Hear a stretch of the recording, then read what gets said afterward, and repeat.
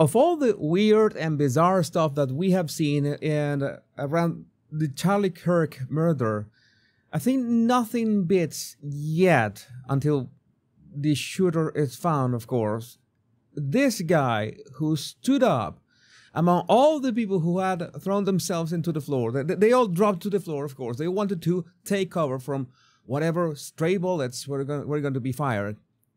And this man just stood up, cheering, and he turned around and looked in the direction the shooter was. And people are, of course, asking questions about my first reaction when I saw this. It's like, it was an instinct. I think, how many people knew that this was going to happen? How does that work? Because I don't know. I don't know, the sense of preservation that every single human has. Let's say for a minute. Let's think for a minute. Try to make sense of this. I'm going to play a couple of videos first, so you understand the context. You see that people are staying low. They're afraid, and he is cheering. He's cheering. This is right seconds. That's not even 10 seconds after Charlie Kirk was shot.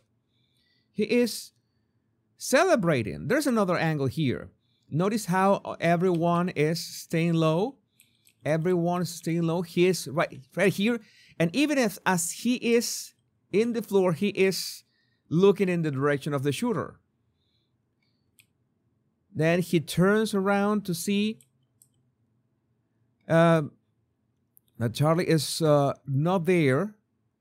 He was already in the floor, I guess, had dropped. And then you can see everybody is really fearing for their lives, trying to take cover and taking cover for their loved ones. And that's when you see he is celebrating. He's already celebrating, like a chanting. And that's when he stands up and begins flailing his arms around. You see that? Wait for the camera. Here he is. You see him again. Who celebrates someone's death? What is that? So my first impulse was to think, okay, this is some kind of cult, and indeed it is, right? This is some kind of a crazy cult in which you have people literally cheering and planted in there as if this guy was part of, you know, all the operation. Because as I've said in other videos, this cannot be the work of one lone gunman. So I thought, but if they are into this, why do they just expose themselves? And then I remember this other guy who just was like a patsy, that they apprehended him and he was thrown to the floor, as in he was a distraction so the shooter could escape. I don't know if they have interrogated that guy or not. But I couldn't process, like, for a full minute, how could this be a thing? Now, I can understand that when Charlie Kirk was debating, of course, there were students who were right-wing and left-wing. And that's something understandable. Bear with me with this. And you can understand that left-wingers were against him in the debate. But at the same time, I suppose that self-preservation instinct, it doesn't matter if you are right-wing or left-wing. If you hear gunshots, you will literally drop to the floor and be worried about your well-being, about your life, not to catch a stray bullet or something like that. Imagine the level of derangement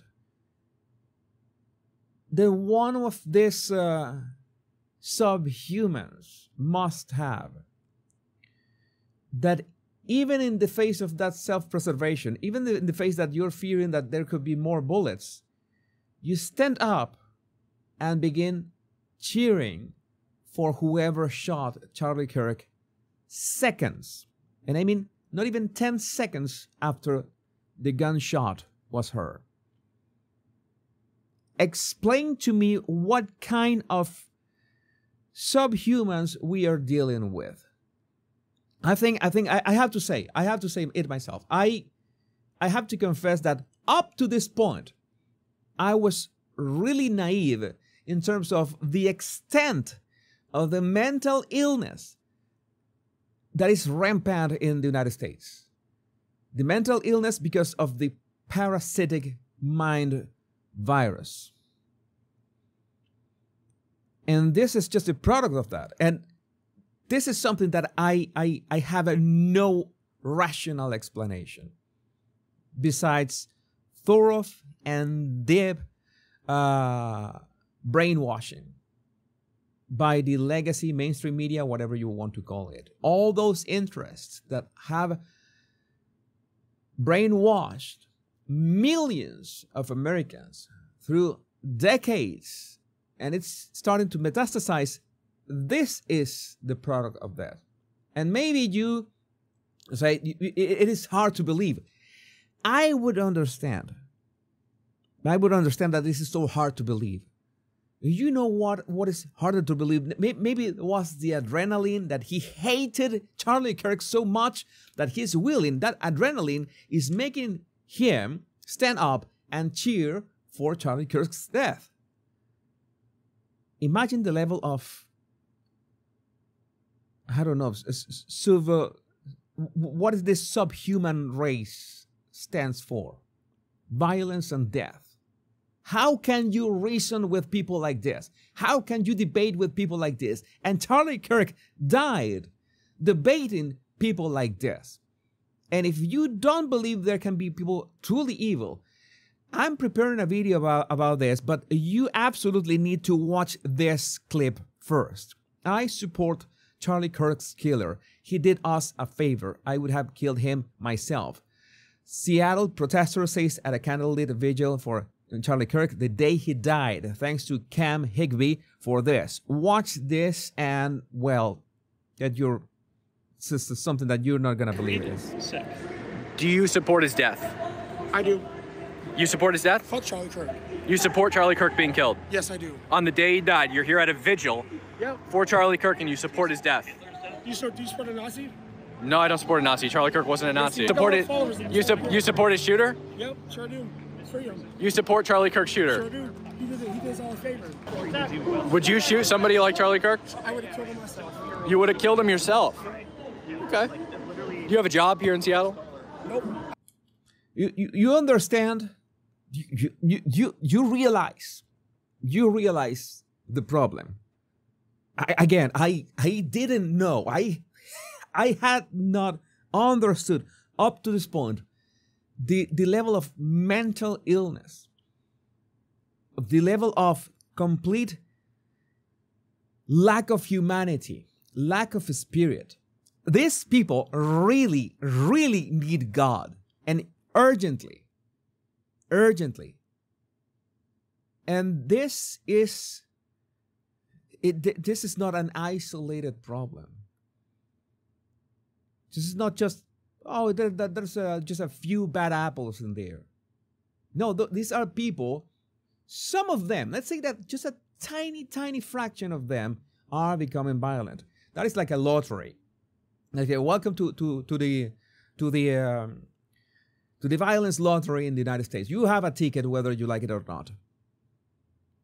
But the ones who become violent are a very tiny fraction of the population. What worries me is that those who are infected, thoroughly infected by the parasitic mind virus, and they are teaching at schools, at colleges, they are doctors that are treating you, there are nurses that are treating you, and they hate you with all your guts. If you voted for Trump, they want you dead if you speak the way Charlie Kirk died. This is insane. And there's so many of them out of the open. You think this is oh, that is an isolated, that must be staged. Well, if you follow me on X, on Twitter, you might already have realized that no, that is tens of thousands of people. And every single one of them needs to be exposed. Every single one of them needs to be exposed. This is going to be a wave. Yesterday, within hours of Charlie Kirk, minutes of Charlie Kirk being pronounced dead, all these cockroaches just was like a mother load of cockroaches from everywhere. Reddit, TikTok, X, everywhere. They went out of the woodwork celebrating Charlie Kirk's death. And so many accounts, so many of them said, let's do something. Let's screenshot all these people. Let's make sure that we find all these people, because so many of them were not anonymous. If an account is anonymous, you can't do much about that. You can't do unless you do some research. But so many people sharing stuff from their LinkedIn with their professional bios. And it's not like, oh, I mistook LinkedIn for Facebook or something like that. No, they purposefully did that. Again, these people do not care about your life. That is a lie. And what are they capable of? You tell me. That is the question. I would like to know what you think about this in the comments. My name is Jesus Enrique Rosas. I'm the Body Language Guy. Much love and bliss.